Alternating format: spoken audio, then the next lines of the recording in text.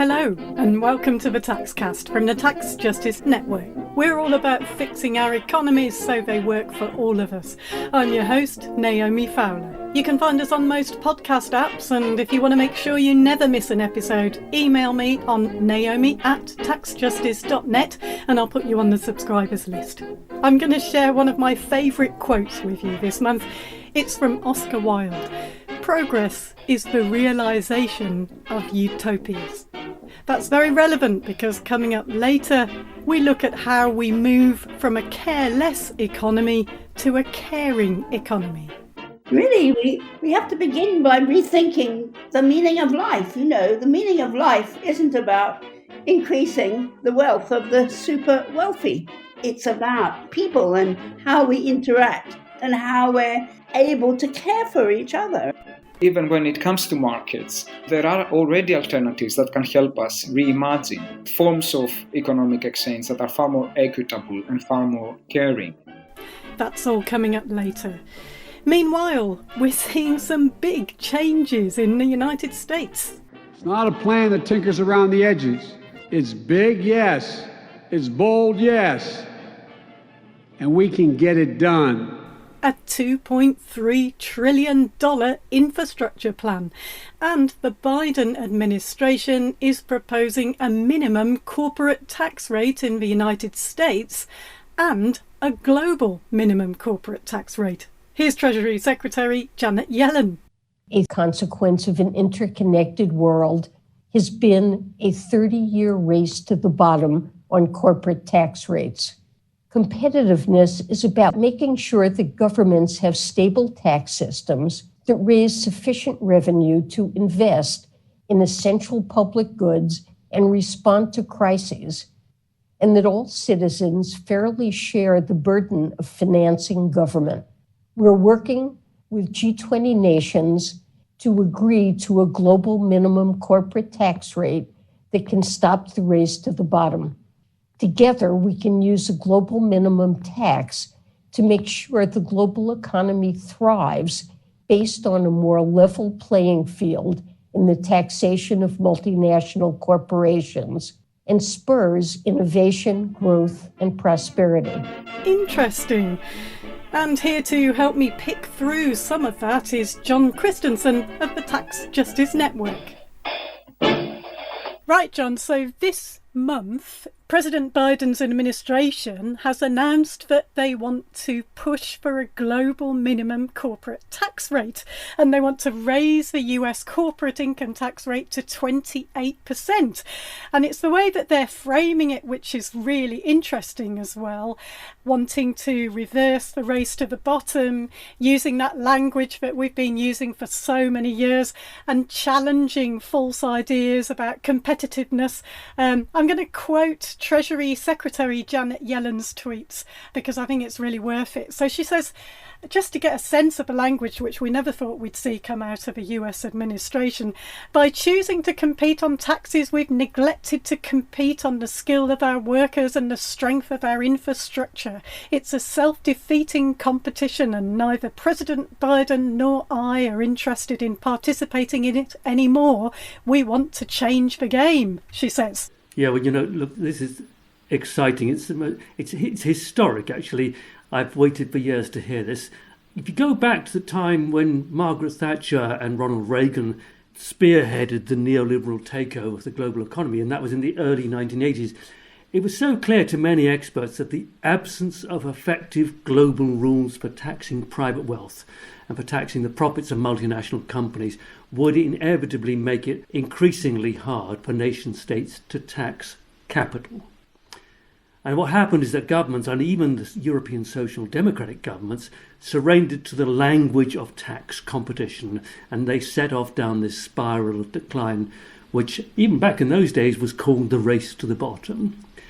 The race to the bottom has been particularly harmful for lower income countries in terms of its impact on inequality, on austerity, cutbacks in state investment, and rising external debt. So when Secretary Janet Yellen announces that the United States is pivoting away from tax competition and sees the role of the state as being about investment in training and research and boosting productivity.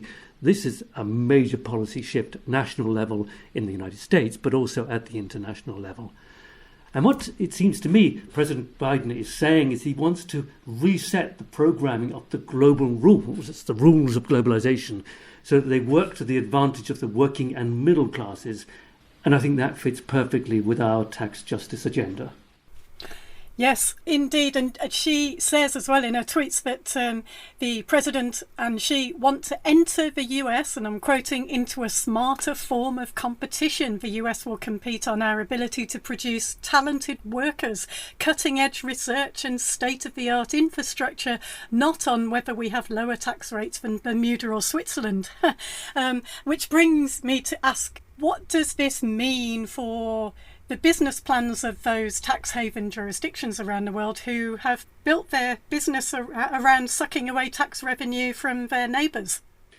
So from any angle you look at it, this measure seems to me to spell game over for the tax havens at the top of the Tax Justice Network's Corporate Tax Haven Index. But I think we need to look at it from the US perspective, because so many of the really large multinational companies are, of course, US companies. And you know, for starters, the current US corporate tax system is geared to providing huge incentives for multinational companies to shift their profits to tax havens. And looming really big amongst all these incentives is a regime called GILTI, the GILTI regime, GILTI, and that relates to intangible assets like intellectual property rights.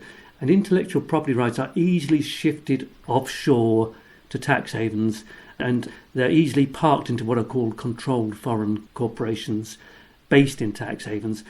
And that allows these big multinational companies to massively shift their profits through payments on licenses and patents and copyrights and a host of services which fall into what's called the intangible brackets. And that's why intellectual property rights are so important. Now, to counter this, President Biden is suggesting that US companies must pay a minimum rate of corporation tax on profits booked in the USA.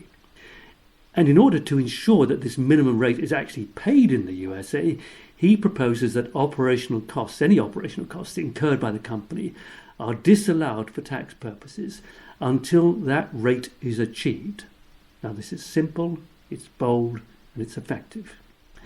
And the proposal extends beyond US borders, because President Biden also suggests that corporations should pay a minimum tax rate on their declared profits in all the jurisdictions where the company has a presence, which extends the minimum rate to offshore affiliates in tax havens like Ireland or the Netherlands or Cayman and Singapore. Now, before we all relax and go home to put our feet up, there are some grounds for quibbling.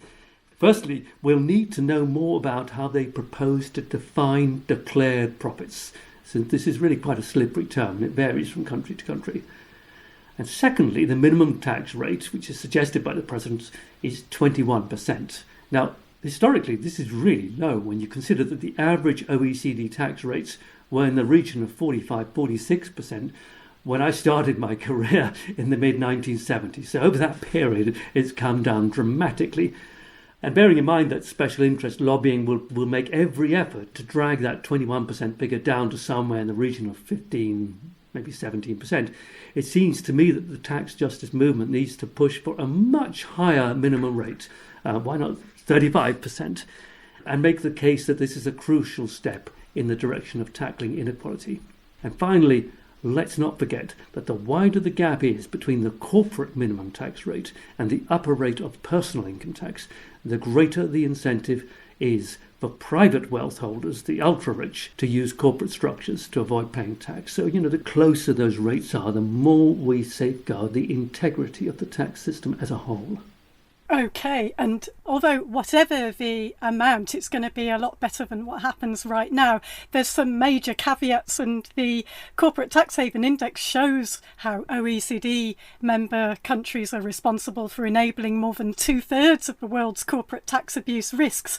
So if we're not very careful, the advantages of a global minimum corporate tax rate under OECD tax rules as they are at the moment would shrink the gains and reward these worst offenders. So how do we stop that happening? Well, you're absolutely right to say that the big losers from some of the proposed changes might well be lower income countries. Lower income countries will stand to continue to lose out more unless steps are taken to ensure that the proposals to apply a minimum tax rate to companies across all countries are married to a consistent set of accounting rules to ensure that, for example, the accounting principles used by multinational companies are consistent across all of their subsidiaries in all the different countries where they have a presence.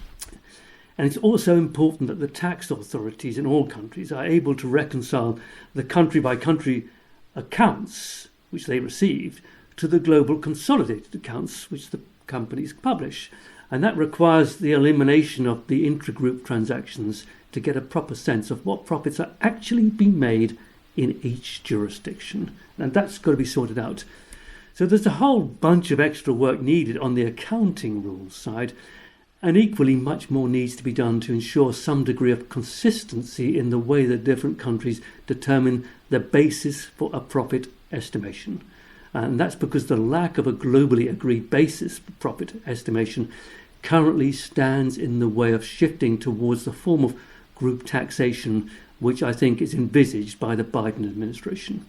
So it seems crucial to me that these issues are addressed as part of agreeing the new rules that President Biden has in mind when he talks about rebooting globalization to meet the needs of the middle and working classes rather than the interests of global elites. Now, this is really complex territory, and we really don't have time to enter into all the intricacies of what's needed from these accounting standards. But if anyone's interested in taking this further, they should visit the tax research blog that Professor Richard Murphy posted.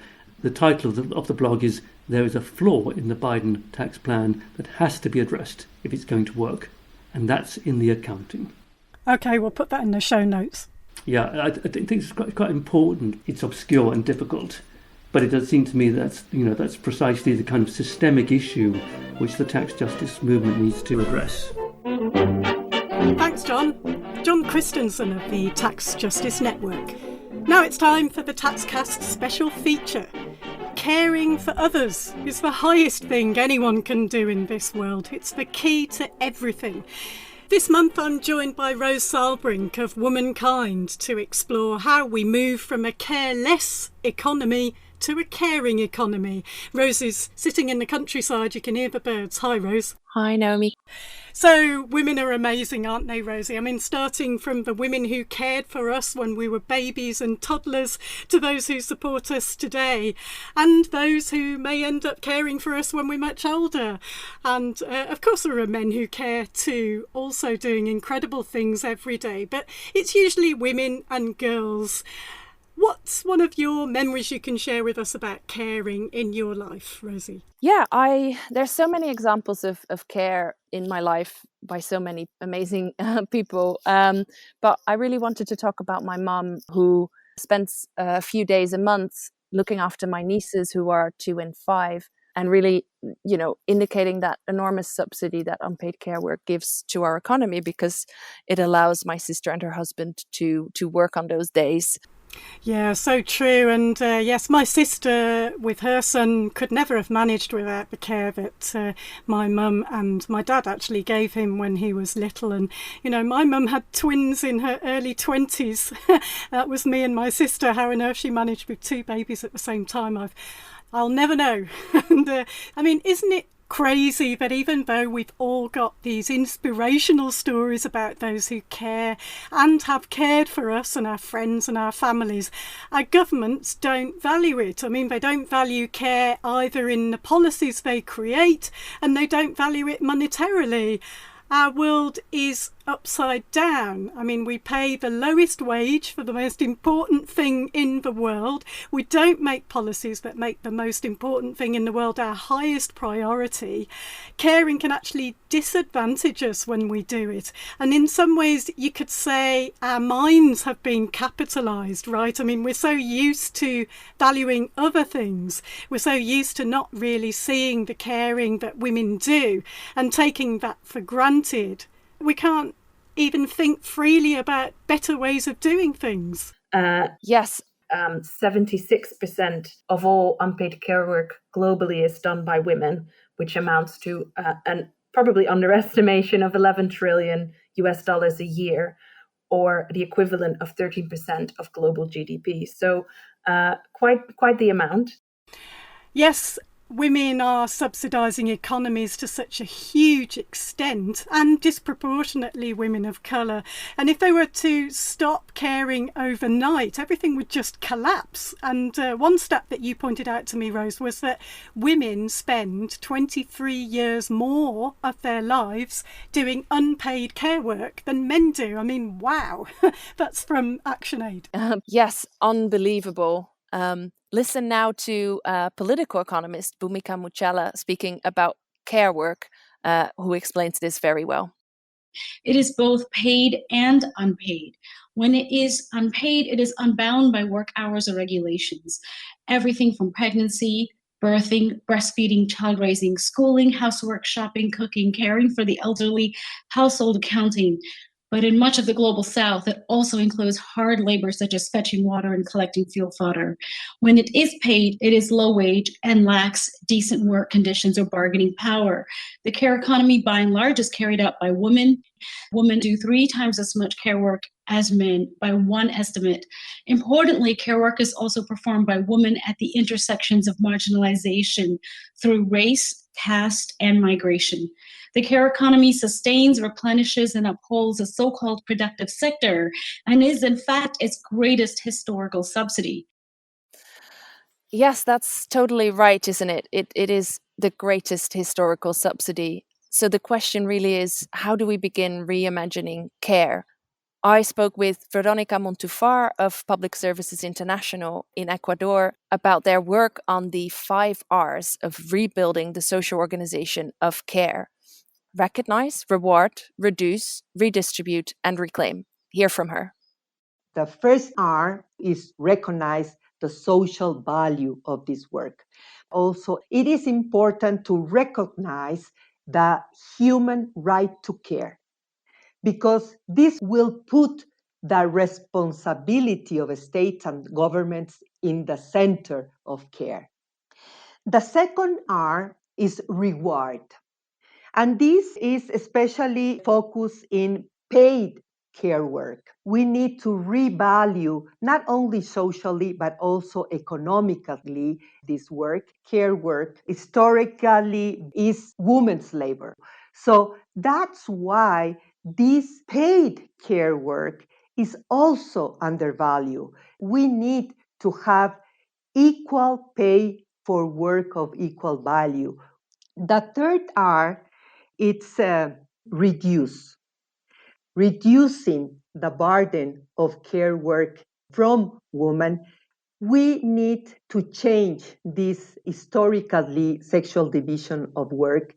Care work is not the only responsibility of women, but also this links with redistribute care work. That is the fourth R.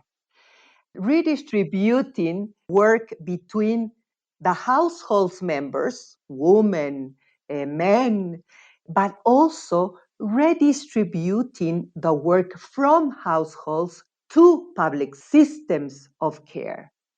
We need to think of care work as a social good, as a common good, as a public good. We need to push this idea of the need of public services in public hands, because that is the only way of really making and building equality for all women. And finally, we think that it's important to reclaim publicness of care services. And these public systems have to be built by public financing. And financing public services is a key issue of tax justice movements and tax justice demands. Yes, indeed. That's Veronica Montufar of Public Services International. So most nations in the world are signed up to the UN Convention on Human Rights, the rights of the child, rights of women, and they're supposed to be bound by law to uphold those rights. And that means tax justice and care should be at the heart of what our governments do. But you can see how psychopathic capitalism and the profit-making motive can be in the ways it extracts everything it can in these times of COVID especially, right? So it chews up and spits out the ideal of public services in many nations where we once gained rights we're all now losing. There are so much better ways of doing things. Yes. We have to really reimagine the economy and put the economy to work for society rather than the other way around as it currently is. And that is where the CARE manifesto comes in from the CARE Collective. Naomi and I spoke to two of the CARE Collective, Lynn Seagal and Andreas Chatsidakis. Yeah, hi. So Andreas and Lynn, you and your three co-authors started working together on the CARE Manifesto, The Politics of Interdependence, back in 2017. And you finished writing it just as COVID hit. And you describe in it the careless economy, which has been so exposed by the pandemic. Can you explain a bit about the ideas in the book? Sure. But I just wanted to say first, I've learned so much from listening to the taxcast. That's been wonderful. Thank you. So increasingly, over the last 4 decades, we now find a lack of care at every level and throughout life. The calamity of social care that we're all so aware of, particularly for the disabled and elderly in this time of peak inequality.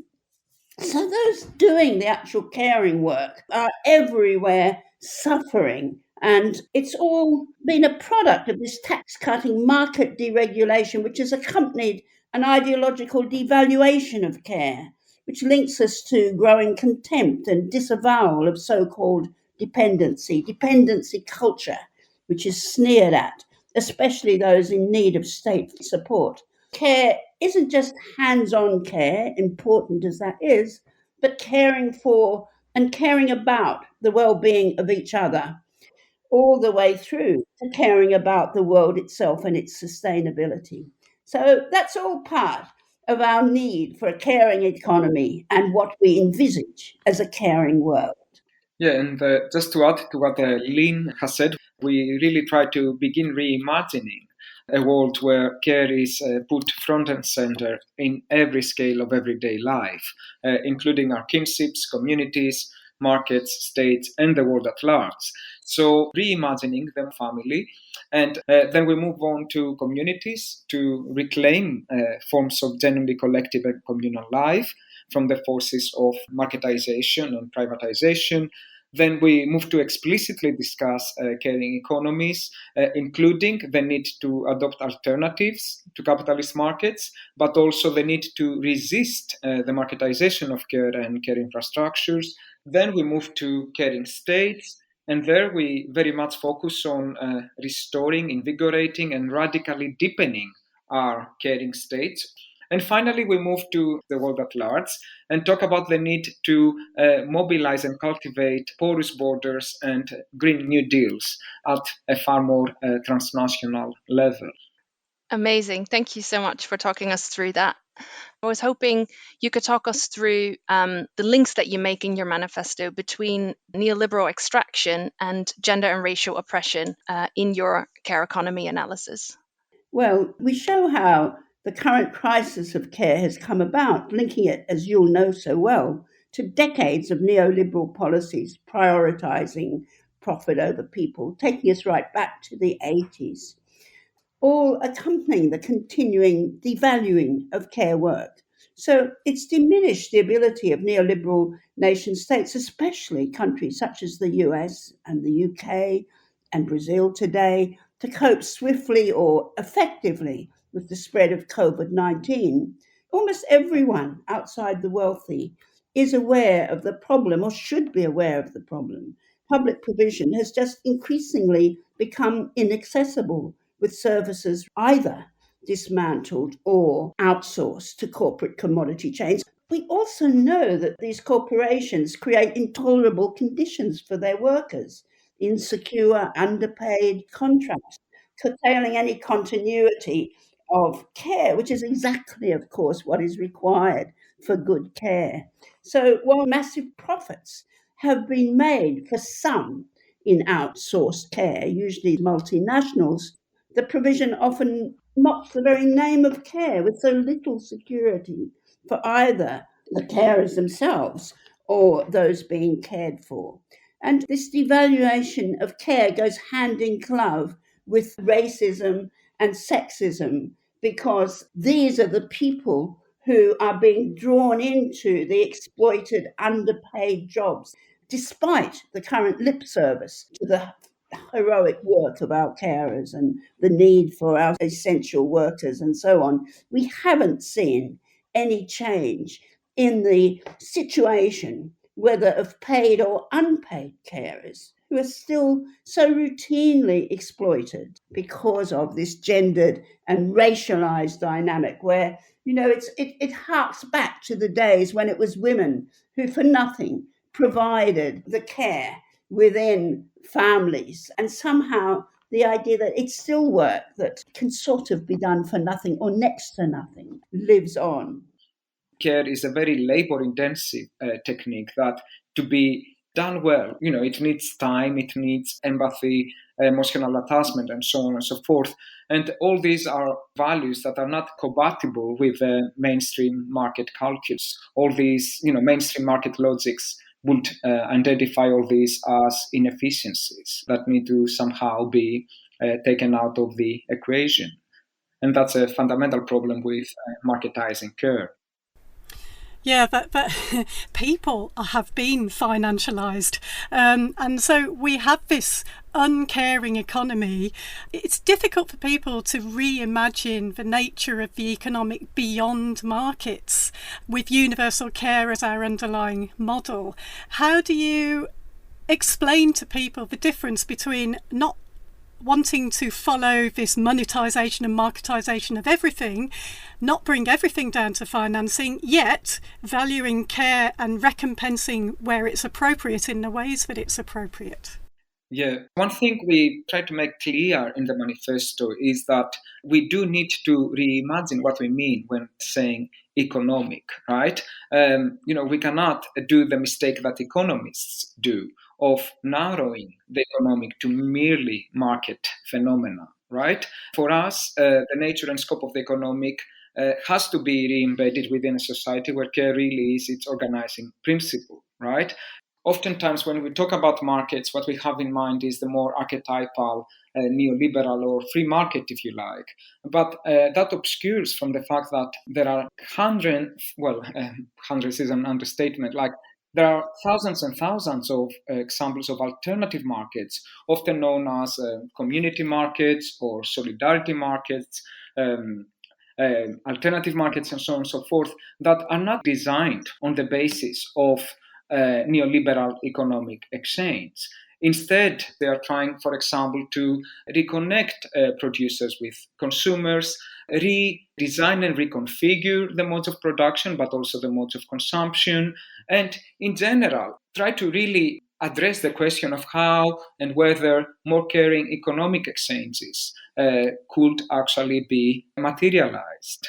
And indeed, we mentioned lots of examples in the manifesto, from the solidarity economy of Spain to various bottom-up structures that flourished in Greece during the economic crisis. To make that point very clear, that even when it comes to markets, there are already alternatives that can help us reimagine forms of economic exchange that are far more equitable and far more caring. Yes, the solidarity economy structures of Spain now accounts for about 10% of GDP, which you talk about in the book. You also mention lots of examples of localism and insourcing, municipalism and cooperative models of care, as well as public common partnerships and the cooperatives of the incredibly successful Mondragon in Spain. Yes. Really, we have to begin by rethinking the meaning of life. The meaning of life isn't about increasing the wealth of the super wealthy.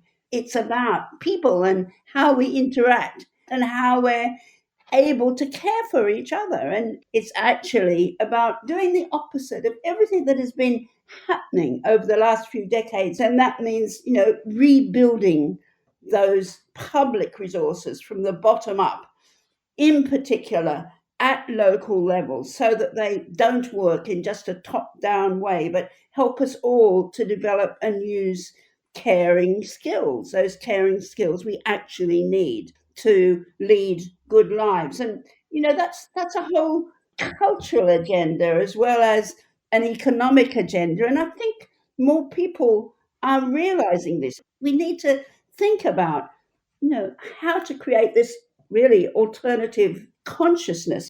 Yeah, I mean, consciousness is a huge thing to overcome, and that seems to be building up, especially as a result of COVID. I guess this is where the 4-day work week and universal basic income could come in, freeing people's time to participate in care. But when it comes to policy, the first thing that people always say is, how can we afford it? Women give this huge daily subsidy to the uncaring economy so it can thrive. And if they were to change that, things would collapse overnight, right? So how do we resource what's really needed once we've built that consciousness around care? Yeah, very good question. In line with what we are advocating, reconfiguring tax and financial policy is key in giving everyone opportunities that make a good and flourishing life possible. I was struck by that tagline in your campaign, saying every second the world loses the equivalent of one nurse's yearly salary to a tax haven. And that's very true. Clearly, part of the way out is in reclaiming some of that wealth, right? And that is very much in line also with what we identify as the need to democratize all our institutions, including, of course, financial and governmental institutions, because a caring world is a world that guarantees equal access to the material and cultural wealth of our society, our global society. You mentioned reclaiming wealth.